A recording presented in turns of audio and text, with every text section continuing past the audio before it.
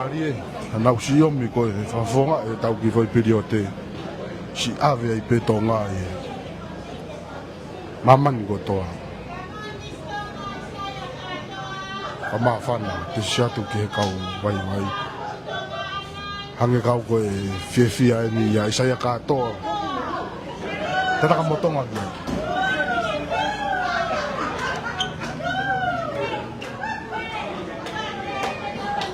que fia e sio que tau misi lala ia o mi ko oi te unha klokula pe mo hina kaka ama fana fa fia te sio ke te fua kaka I he mara ka puna ko lupu fua mo tu e wa ta fia figo ni si ke te ha wakayat ya lanu ke koi kula be mo hina fuka tonga be patan to la fu mo ngai kau miti ke na ui he mara wa puna koi to ko ni peke au tak ya te tau fa mafola ko ni ke si mama tamai tau ngai ka inga me fonua ke o fa pe ko tak ya tau ngai ka ngai motuna fa mo mai na wa tau fana wa nga wat e go ilo e sake ku ya konga tau fana wa nga ko ni go si fana me mot fa ma fana o pito na u si lava mai ko o mi ko si fa fonga e tau timi mate Ma'a Tonga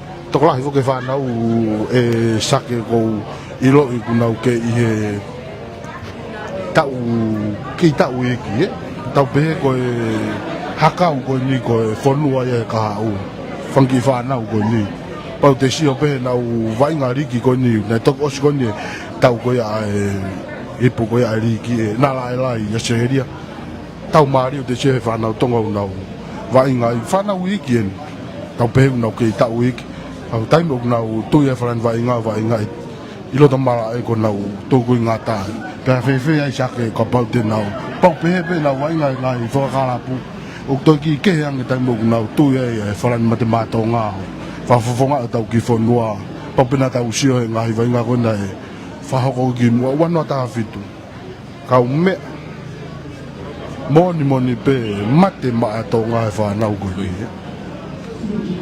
e wa pe fa malo fo ki ko e pe me ka kai ko e fo noa I fu ko o na tok mau pe e tau ngahi sport I ke ngata pe ka pulu liki ka ka ki in union ni ka ke pe mo timi ko ya tala netball o mai na pute fala ka ko ya fo ai da fana sport I no popo wi ya la mari ma ke he ding na to no popo wi hange ko ya ko tahi kula e World Cup ge la maria make e tai me tau popoi ke tau whana wainga e kai ko tau whana wainga pe ko wainga e tau ngahi timi tau whawhanua ka ko te me tau ngahi timi ko e wharo roto whanua nau tolu ia tau tui i he kaha au gai pe nau tolu ko hulu na o wakai sake koe tāni ma koe kuhange ha taha e konga koe ai kau wholau o mama dat pe koe whalani ni ne tui mai koe whalani klokula tapa uri hange kau koe whalani taha e ti Ma'a Tonga tae nu sila mama dat hange kau koe tama miti ane Ma'a Tonga sake me ka mata pe ke hu me kau wholau kai ke a maa whana koe ke toi whatatari ka e ngake nau lava mai whanau vai ngā koe ni kou mamata tu koe konga ene e tau kau taritari mo e ngai kato sakiange ha kato kahoa kakala nai whakakahoa ke tau whanau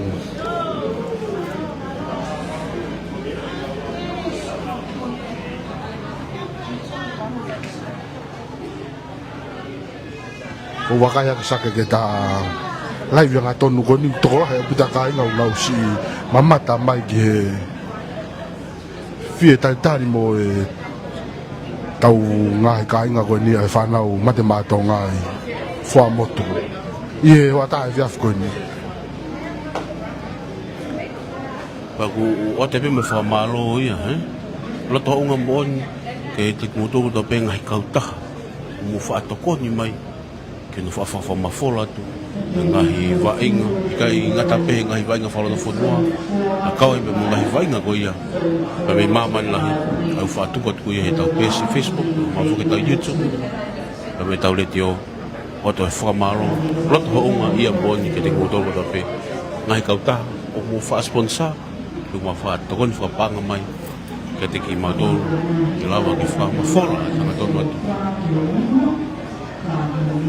Ai ngahi prokalama i he ahoni. Ko waka e tok sake ku osi parking he ni mo e pasi. Hange nai kau ko e pasi ko ni ko e pasi ni e whaeka e tau o ngai whanau wa inga. Ke no whoanga ko yung nau iai.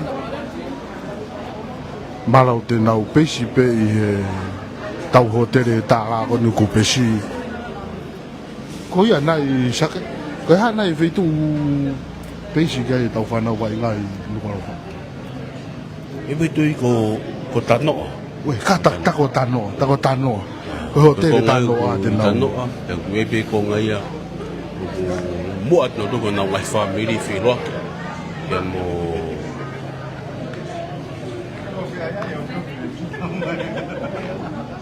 tau laki no kena to. E nau toki whoket nau tō o kem whakataha pe ki he hotel tano. Iyo. Ki taimi no ko niu. Nau lawa mai ko. Ko si wheo mi pe o whiloaki mo tau ngahi kainga ko ni i Tonga ni. Ai ko i aho ni pe ki he tōnaki. Mahalo ko tōnaki ku nau. Foki atu ko te e vei pā maunga ko ia e. Tau i ko i po e Pasifiki. Ko ke wha tatare tonga ko toa ke whahoko vainga ko ni ke.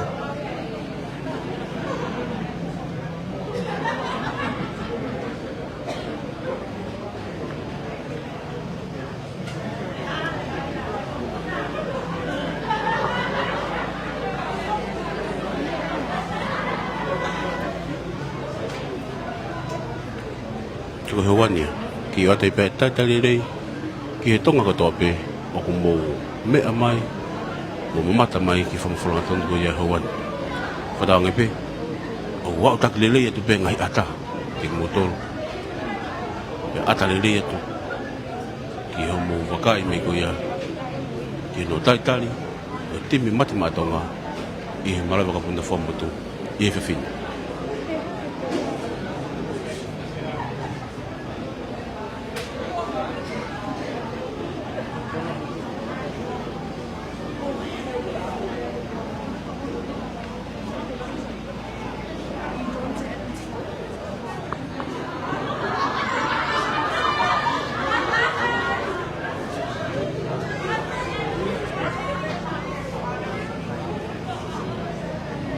Awen fo ke whamari ko ni, e me taha kau pou mate Ma'a Tonga ko ia honi. A mafo Popo whewheka. taha ni kau star ia, ni malai whamawhorare ai tongan. Nanta kon loa koe ko lala. Lala, aho wakai ki he programa ko ia honi. Ko me ko wakai programa honi ko lelei ko hau ko kakai he ne tau ki announce atu pe ku oktuta mai timi mate Ma'a Tonga e whiawhini. Pakasio ko atunga ko phone a fo motu he ahoni tari ko tau timi kau e me fa fo O tu contribute lahi tau tōria ko mi kia ko. Iyo Loke te tua kia te timi mo e toi beta fala ni ke o mai ka tua kia te timi Don't think I for pali. mata le fala ni fo wa so pe ke me ka mo sio ango lau tau heni e tau popo e tau timi hau ko ni mate Ma'a Tonga te ke na ki Brisbane o tau mo to Samoa. Nei ki whaimea nau sio kei whai toko ua ne na asi mai koe aneuhu. Ai ko kautau e wawia, e pet whanua plek, mo e kautau e toko ua. ne pe ne ki to kola hange pe ka langi tali e fito ua ko ya e ka ha mo ne tali ko to ha mo i okalani ko me ma ko e tonga ko ma fana ko sea of red Yang mahin ba foki ki tau tolu tau kamata. ko i sea of red Ko fa no ko fra fonu. ko fa no ko au sea ha mo ke na ai na sea of blue i Brisbane pe mo i Eden Park ko okalani ka tapula ke sea of red ko ke te ko ke ka po sea of red pe fo mo tu fe okalani pe mo Brisbane Mahin ba e da sprout ola hangi tau tolu muri. ko ya ko me ko la hita hai la henge pe ai ka tong hai muri ka tong ai tong ani ko sio au nga ko ai timi na ya ki fanga mane no ki tata no mo epit funo plek epit funo plek ka wani ha me ai nga faka lo to la hi ki na to ke na au ko tau ko mo timi go ya ai to ha mo pe mo timi go ya ai kiwi ai na tau mai ko ki tong ani feo hi ma tau ka kai ai na fangi communities tua holo i tongani ko tu pe ai ko fai no lo ko ri ki ko loko lo fai ko tona ki te no yai te no popo e ti mi pa pe mo fangi poka ma ke pe te no heni fa community i tongani ka we me ma la he pe to ke ti mi mate matonga ko lo pe te tau ke ui pe ko ti mate matonga ko lo pe ko te mu na ko ke tournament ko ni ko international 13 ka te tanga ke ta ti mi mate matonga he ko ti mi ko hingo ki lo ya ki ko ti mi mate matonga Fomala ba fomala ri no. Ya me ke pe ke fi ma. Ke ga me ke ko me ape ko po pe mate matonga mo ofa pe ke osko ta live ko ahoni o ma mo ta falani falani mate matonga Pe te tokola henga kai. to ko la hinga ka no popo. ko ya ka po ke to ai pe mai timi ka po ke formo tu i vai ni pa o fetu ka la ki of mai ko ki formo ta mi vai ni Mala po pere hake. ko ya kapag mo siya mai ta mini he live ko pot ko mu le mai te mo mai pe motor ya le mai ke ta ma ti mi mate matonga mala bito La ya i hoan. Komaro ke ala he ngahi ongong fia o tau whanong ke i hoan. Whanong pe wa utaki de le tu pe tau whamafola ke te motol i heo pe watu ai ofalahi pe mitongan ke te motol.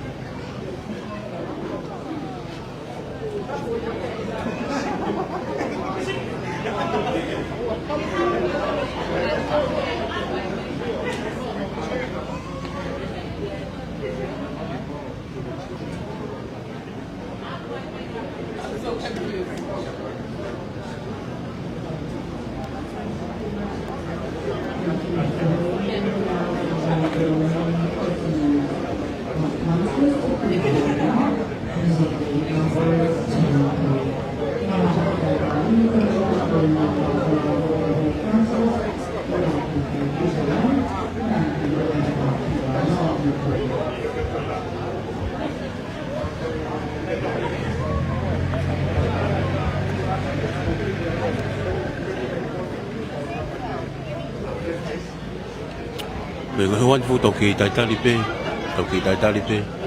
ki he timi ke na hu mai e hai mo na mo ki mo mata mai kai e ata to la he pito na tolu i mala e fomo to i hoan o te fo malo loto honga ia mo ni ki a ilaiva to ve pe me capital insurance o mafoki Mississika pe mo 5-star group of companies e ngahi tokoni ko toa be ke no whamawhora ko ia o e programa ko ia hauan a kono talitali timi mate Ma'a Tonga i e mala e whamotu ko e kamata ni hume ko e kawholau ko e High Commission na Australia ki Tonga Repet mafoki e na tolu kau whaiako ke timi kau wholau, kau official ke ngahi whataha me koe hoan whakipou u lene pe whakipau me whataha ia anga koe whataha ia koe ne whahoko aha no hofi ane uho whataha makehea ai SPC o whamai ki tongana Hoi saki, kou mama tatu ku whakawhi e tangata ki whaiwhi kau Hange nau ku ngosi i loto i loktai tari anga e whanau Ai au tau kamata ki pēn mahalo halot E ke taine misi o kune si mea ki lot Whampenda aha whangamari ke mau lawat mu matau ke Tuka te ngai ata koe ni kai ke O whapen ku wanga tonu ato e whamafu wanga tonu ko ni peam nei he Mara e Wakapuna koe whamotu So no tantari tau longa i whanau wa inga koe na Mate Ma'a Tonga na lawa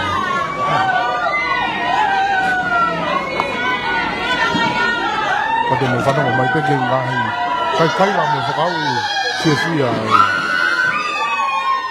Tau ngahi kai ngā ki he Tantari e tau whanau wa inga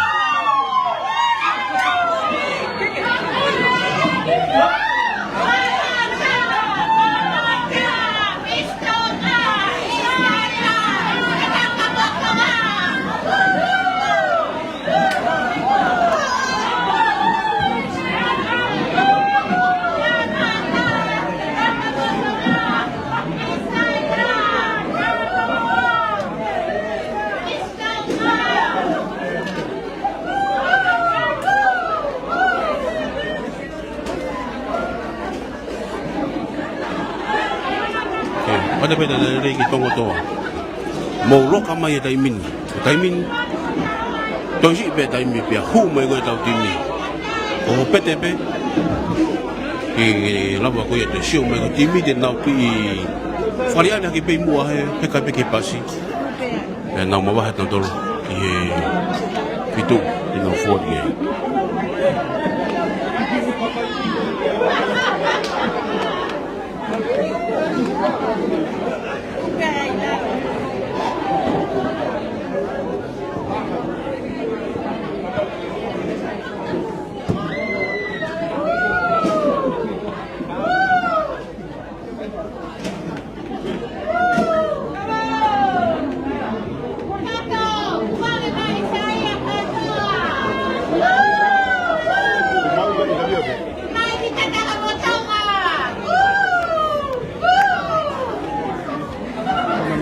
Aku tahu teu be ke hak ati me.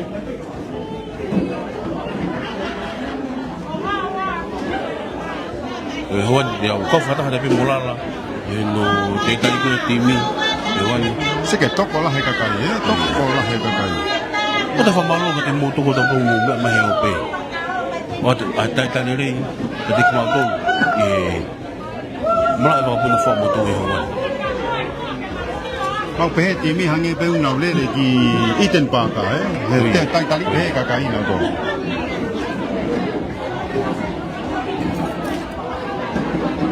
O ta whaamu lala, ka pau e akma timi. Ya, ka pau e lawa whangamari ki whaki. Koia. Ki lea whaki pe. Lea whaki pe. Te ta whiawhia i pe mtaua. Ko tu e te take e tau me kakai. I he ta whenga ke ta interview ka te ta whenga pe. Te ta whenga pe. Kei whenua e te whaina, ko nau lea mai pe nau tō. Eo, hello pe, hello pe. Si hello pe pe nau tō. Ke mea mai ki ai. Message for the Kingdom of Tonga.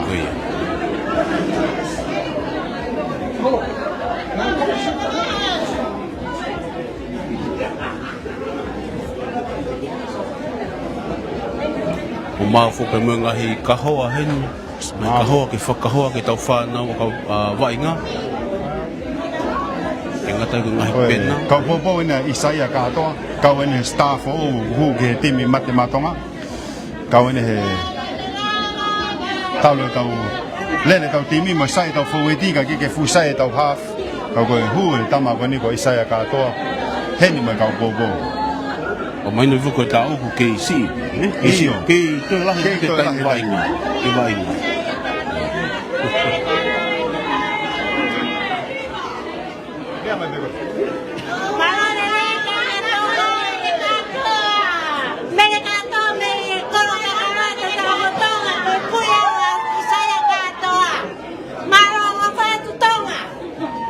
佢龜啊，啲西啊加多啊，喺個樓佢煲啡啡計啊，佢啲咪乜嘢馬東啊，或啲咪個龜啊，西啊加多啊。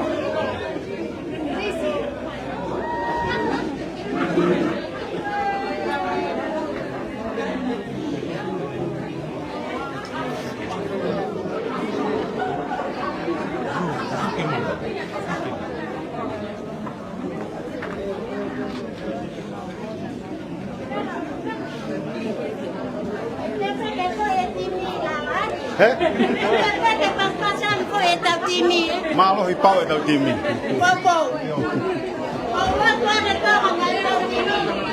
可以啊，煲。佢係呢邊附近放下龜，放下啲妹皮。哎呦，得啦，要放個啡啡。個摸呢鼻啊！個鬥龜幫人啊，是我買衣服鬥到幾難咯。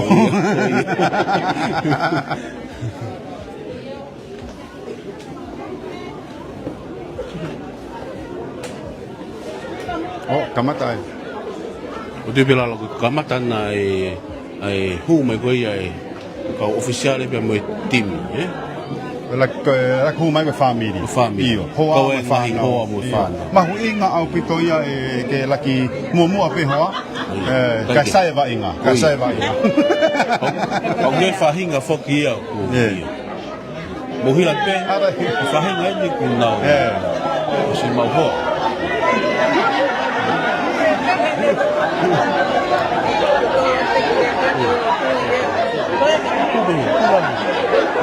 Porque tama gone to klue tenai wane ki media best for media ko ata hia ko ha pa ko no Utol ko mu me me ko mu ino ko ata hia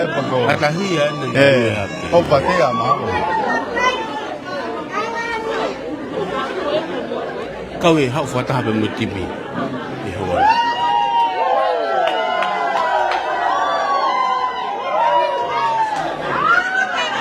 ko official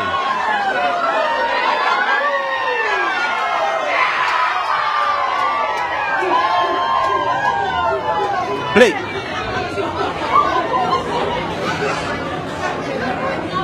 O epit for no play ken o si tu ta mai foke aneu ako hu be epit for no play ko tai me ala ke timi si futo ko la ke epit ko tai e dinan nai o si ane nai be ko hu mai ya ko to hu mai ya tai ko tama kana hu mai no to Afus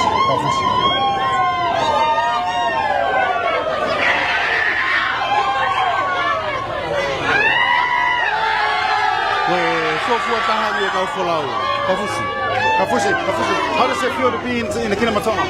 It's awesome, man. Ofalahi there, right? Ofalahi. Oh, very awesome. Ofalahi. Isaiah. Ang lau ko tau finger to ko ni. Ko ngai fu de programa ai ati ni. Ako finger to ka ai pa ha. Ma tania la. Wan Ifaha ka tuka na kulia kita ufia kwa toa pia.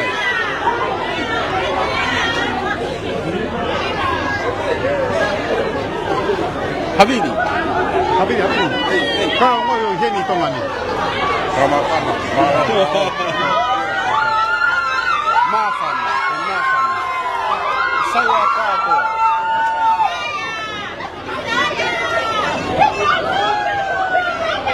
Oh, serious.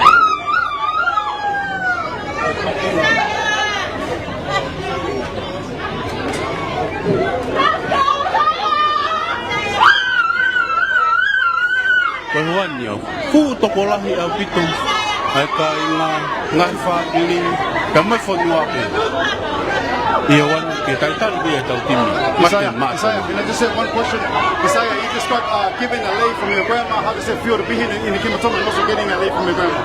It's pretty special. I'm so happy and so privileged that she's still here and still, I guess, living and breathing and being able to be a part of this. My first time back here, I think, since I was 7. The last time I come back was with her husband, my grandpa Alpha, and it's pretty awesome to be back here, ahead of our back chance.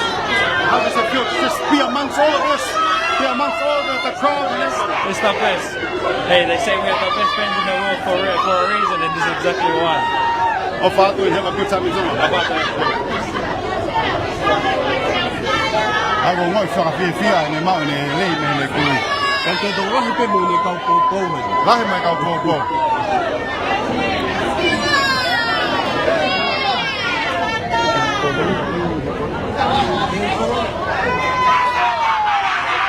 Tahu tau kau ai nya. Ka fia. Ko tau finga pe ke mau pe ha ponga pe kau ai nya.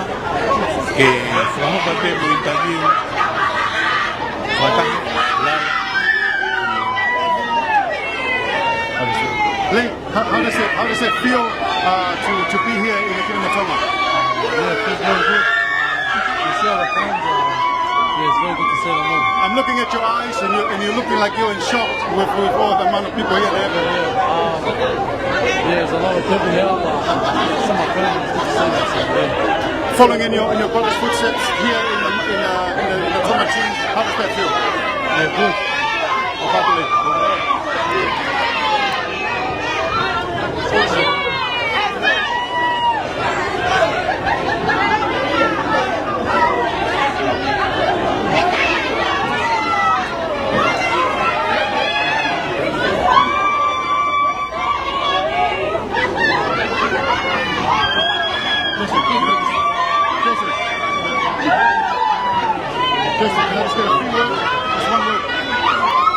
You should be used to this, or are you used to this being amongst all the people of Tonga? No, I'll never get used to this.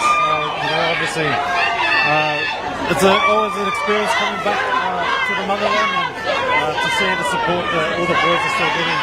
It's overwhelming. It's great. How does it feel to be back in Tonga again? It's always good to be back in Tonga. Opa.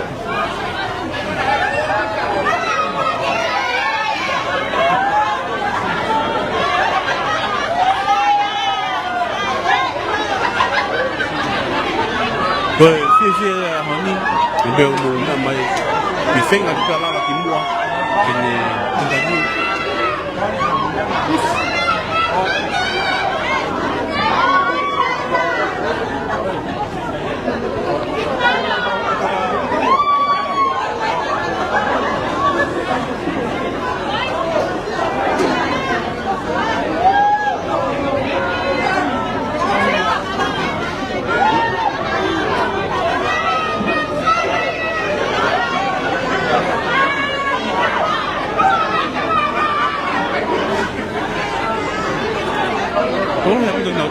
in the one thing with big like taka and kau vai ni. Side play.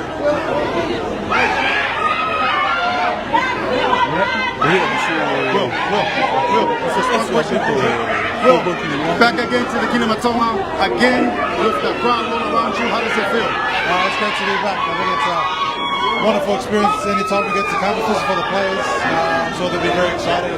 We get to see the people they're representing. Do you ever get used to this? You can never get used to this. It's always a blessing to be here.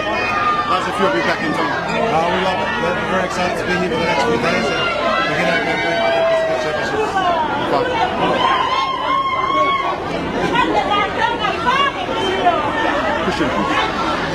Okay, kau ni pe. Fai ako. Kusulu. Christian, I've asked this to all the old players that's in the team. Does this ever get old? No, it doesn't at all. We love it. I love our fans. We love coming back here. We've been back since 2019, so it's a special trip for us and great to be here. How important is coming back to Tonga before starting the campaign with the Pacific Cup? Well, as I said, we haven't been back since 2019, so it's a great opportunity for us to come back and see the people who we play for and who we represent. And I think it's extremely important. It's great for obviously the people who live in Tonga, but it's also great for our players and great for our staff as well. How's it being able to see the old players and the new players, and what for us to be able to see against the Tonga Samoa and the Kiwis? Yeah, we've got a good mix, I think. We've got some older players who lead the way. Jason, obviously at the forefront of that. Adam Fanua-Blake, Felice Kafusi. Then we've got some really exciting young guys that have come into the squad as well. And you have a look at the Dateline Awards, and the 3 rookies are all Tongan, and the 3 nominees. So it's really exciting, the talent we've got coming through. Thank you very much.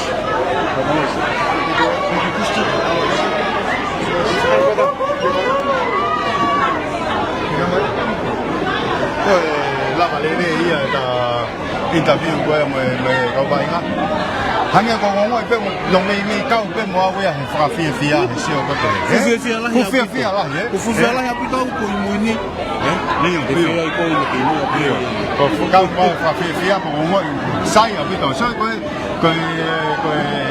kau ni aho fa lele ko lo lau so hanga tonu pe ki he pasi ko tu ko honi as mai na floatia floatia ki ko mai na floatia me formato ki ko ko tu pe ko aho fa fia ko mai na ma lele ta mai ki aho lava pe mo interview ke fu fa wa ki ta ko lava pe mo ki interview mo ki rea pe ke ka ai fonua ka we ma ala himoni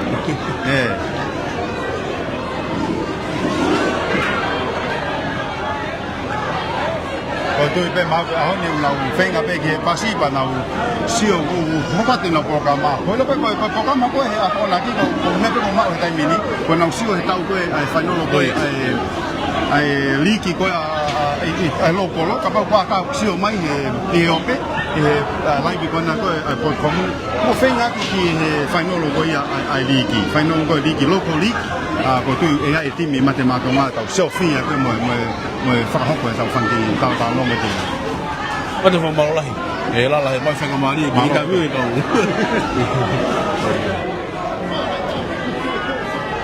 o la te me va ko nyono ka fata pe mo tau facebook.com e nga interview ko ia e ka va inga ko penso ke fa ya ko kusinu e mo te ka mo ke timi ko ia te ko ke wai nga Ma'a Tonga o nga ho wani o ku ke to ko la he pe ka kai o tu o na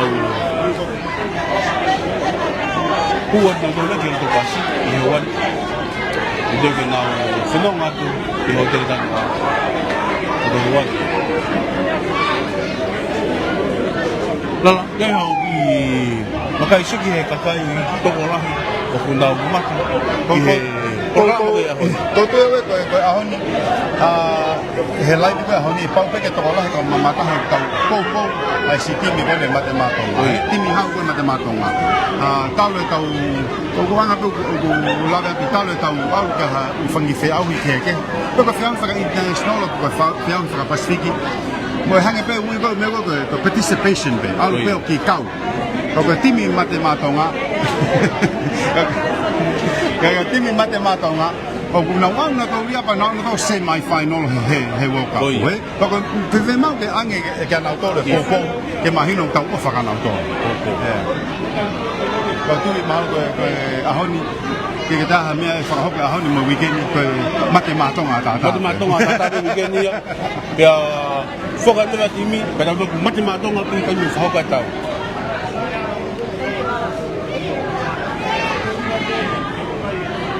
mane pe e to ta ni sio fi ko ti ko ka va inga ko he ka mo ko ke sio ha ka sio fi mo ya la i ho wani mo pe ko ka va inga ke lo ko na sio me ki ka si no ku ta va inga ko fo ta matai va inga pe ta tu ko ta pa pare ma ko ke ka ta falani ka bena ta falani ta o se ka ta lo to pasi o du o ka hiri ta vai mi ko ni ba o pe mo ta falani sio mai ai timi o mai ta falani ko sai sta ta mo chasing ta malolo buang, kata pun buang. Kau siapa ke size Jason tambah lo, mami main size. Pada kau dah kat Jason ke mah tak kifala ni. Kau tu mau ke, tiap ni timi ke apa kikolo ke hotel. Kau kau lo pe, kau tengok kau bobo. Float dai pe. O lang ka ni na yang ni. O futo la iko ni. Pada ka foki ki kolo, ka ke pe float. Os float dia. Float pe. Kau no fogo I vai ni. Mo u area ko ya mo te mo to kiu ate hala. He ko te ni Ma'a Tonga ke na si me aku ki lo to kolo pa e float ya ta hala ko anga. Fa fo ko ha ti mi.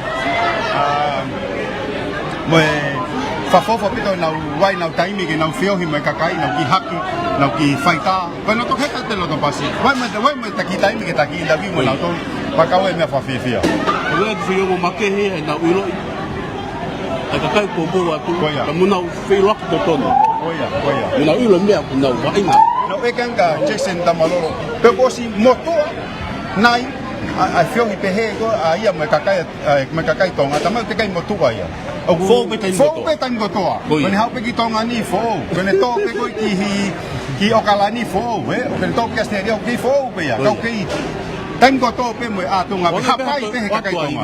I hanu ni fo. Pam. To ta to lo fo ke la toma. To kakai fo no to ta fa. Pam pe sai a pe to ya ke te wo ke fala ko ti mi. O ha mo la mi o mo le be. Ko tu ni de mau mu. Ke mu heti. Ko ta li peta ka le pasi. Ta no pe ka le pasi. Ko ta no pe ni ke ma ba ha de pasi. Ko to si ai pe ko. Ko si ai pe ko. Ko lo me ko a ho ni ko a floaty ko a ho. Fa fia. A ho Ma'a Tonga. Iyo. Goya. Ruania. Ate me famalo ki timodo ko pe mo. Mama tamai I hoani. Ate Dateline. Me te ki mau mulala. Pe fo ki apo. Aripate. Timi ko ya honi. Ke te moto. Me faranga pe o ata nene ya tu ngahi ata tu ko tu. O fa pe ka ta le. Ke mo. Wakai mai. Pe mo le ya tu. Mo mata to no mai na to ka va inga. O ma fo ke fa ya ko. Ma ki tai. Tau tala noa, mo tala maha na uofa. Koia. Whangai me neu, ko toko si bina tei tai neu, interview he ahoni. Koia. Ka koutui, ko nang loto ko toa ia, ko nang whawhai me pe. Iyo. E tunga tini. Ko hinga pene toko sigo, ki tata pe matokanga. Oia. Tata pe na... Ke I whoki. Iyo, na tata pe lau, ai. Mani mai pe, tama vainga ko ta interview ia. Pako sigo, kamata ke heka pasi, one pasi.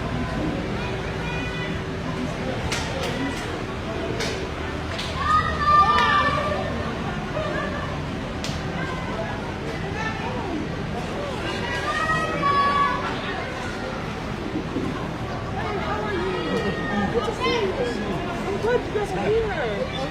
I keep missing you guys. Yeah. Oh, no, you. Oh, vira my bed.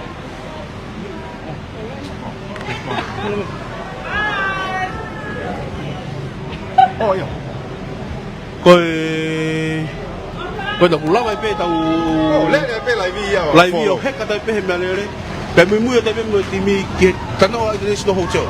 Kana tu fitala ki ai. Okay. Malala. O fa ki tongo to. Ke mo avu. Ma va ki ta fitala.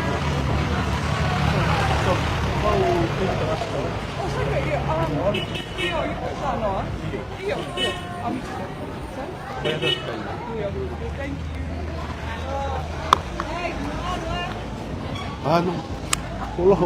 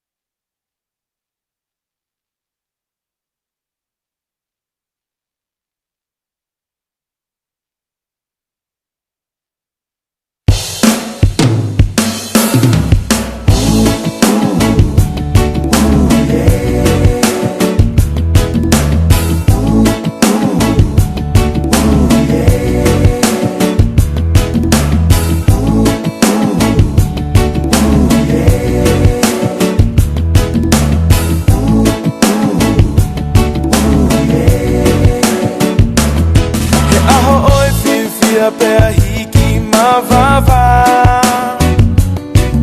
Aho oe maalali e tonga kotoa. He mai moa o e tau koula. A keila koi fie e wha i kuonga.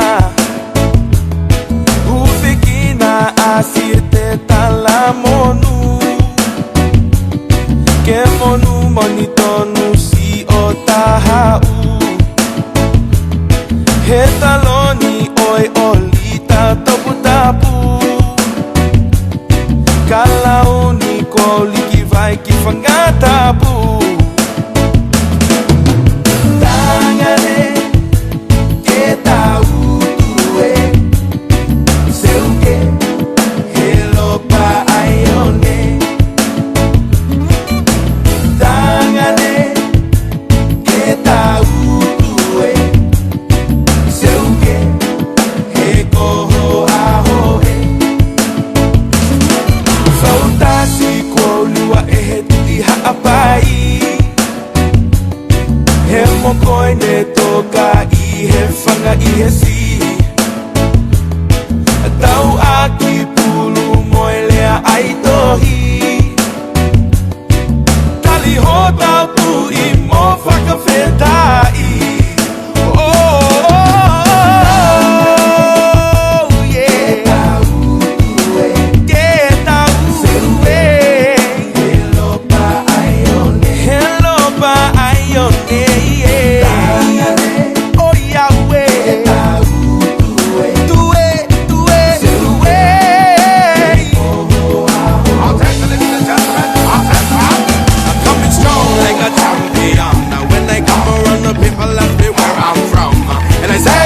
Tonga's where I claim, Hawaii's where I stay, and everybody knows that he's the king I claim. He's like a lion in the jungle, yes everybody tests, but they don't want no tussle, cause he is much to humble.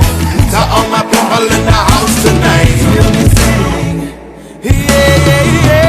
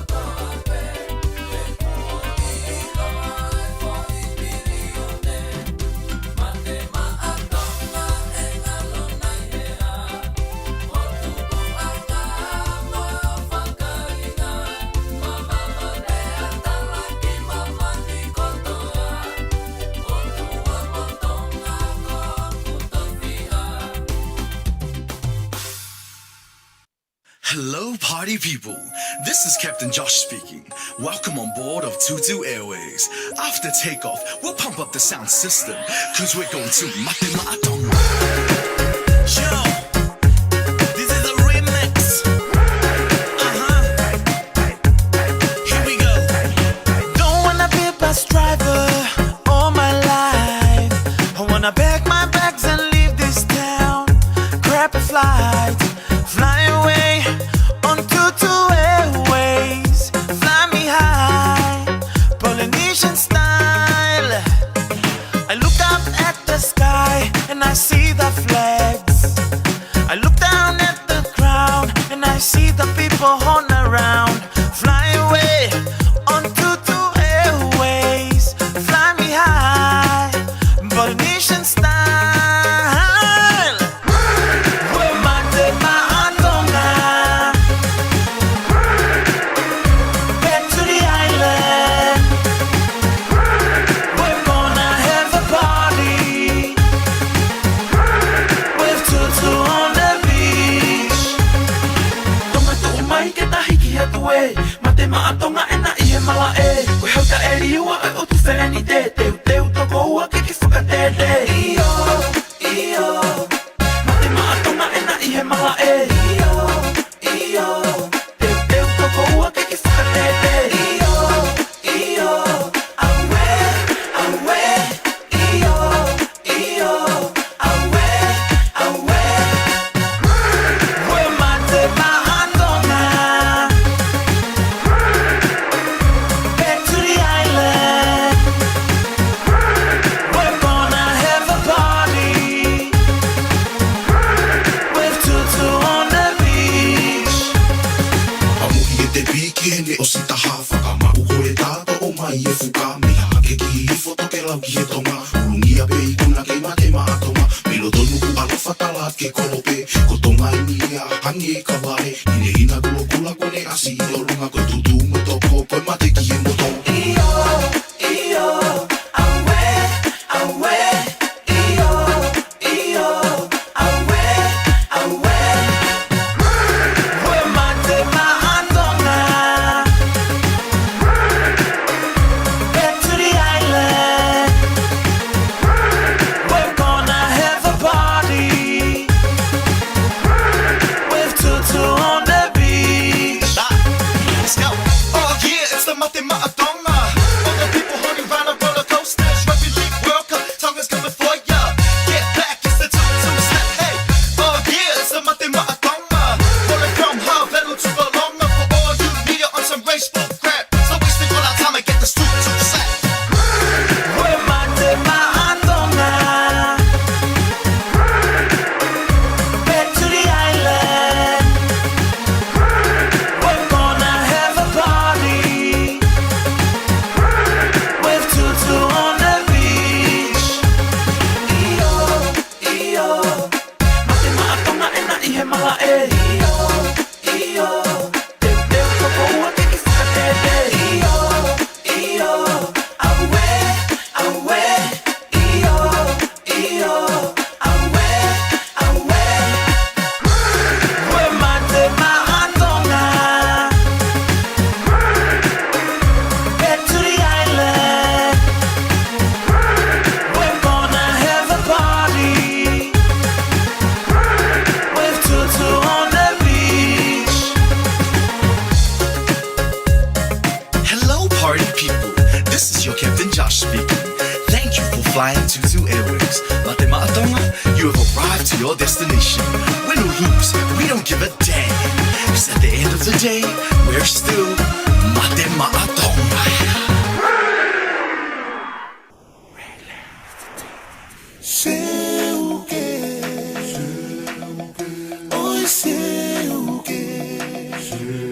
Si e kupele pete ui ui pe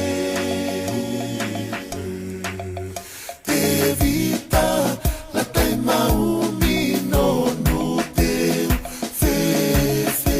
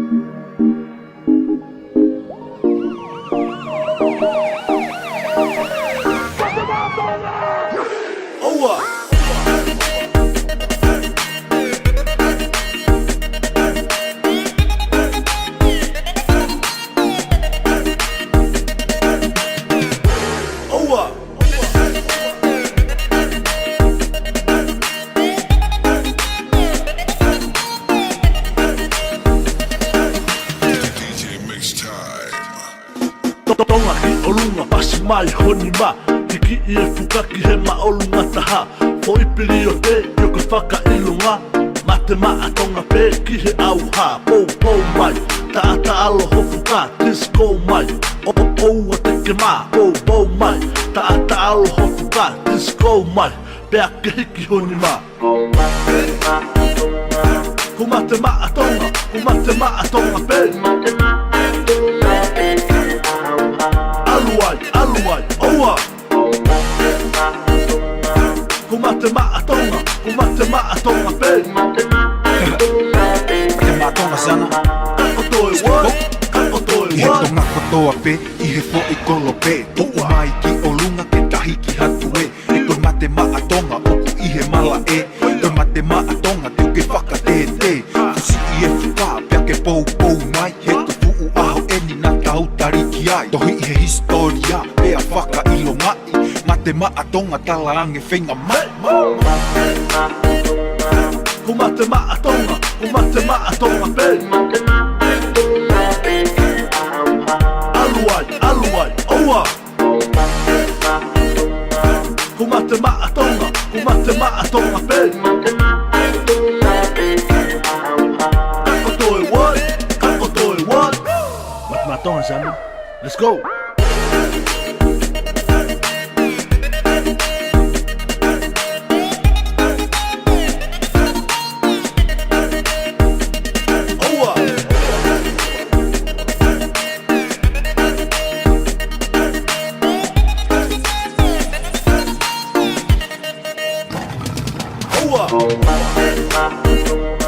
Ko mate Ma'a Tonga, ko mate Ma'a Tonga pe Aluai, oa Ko mate Ma'a Tonga, ko mate Ma'a Tonga pe Kako toi what? Kako toi what? Mate Ma'a Tonga, Tonga, make it boom boom mai. This go mai, make it villa. Mate Ma'a Tonga, Tonga, make it boom boom mai. This go mai, make it villa.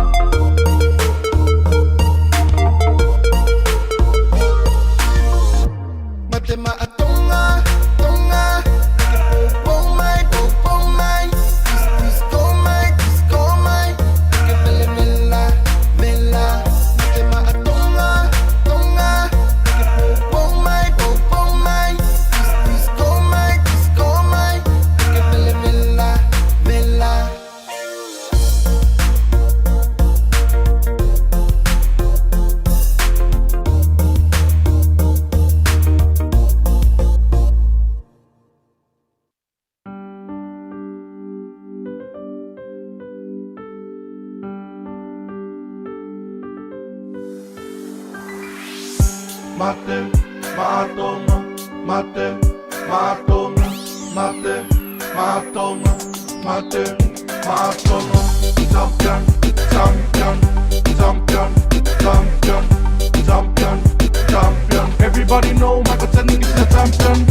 Champion, champion, champion, champion, champion, champion. Everybody know Jason is a champion. Moate is a champion, Tupo is a champion, Tending is a champion, Haro is a champion, Situa is a champion, O'Hare is a champion, Ingano is a champion. Don't forget, Christian Move, Tonga is a champion, Fita is a champion, Havili is a champion, Kauke Aho is a champion, Kamalolo is a champion.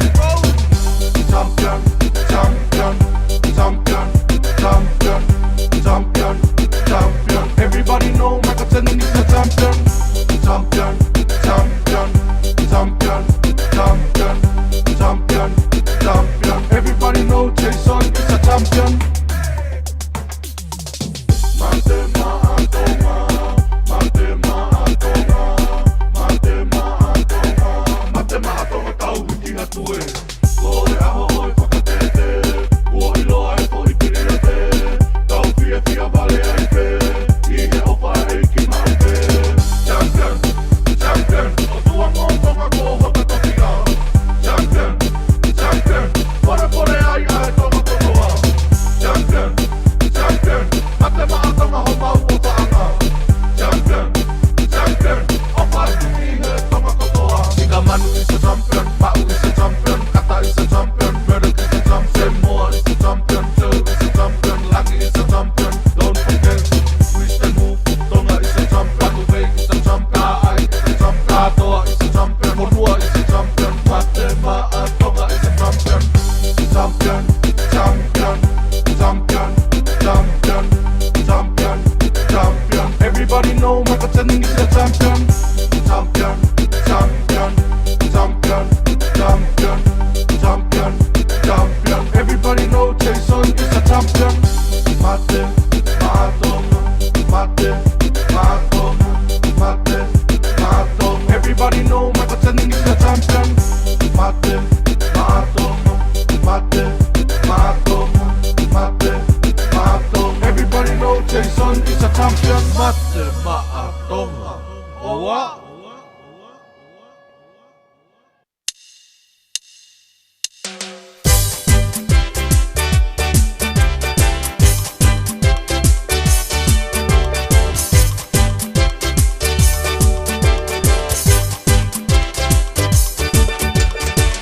Satana liko liko, lele hake lele hifo, ihe hala piko piko, mo mami mami mami oh.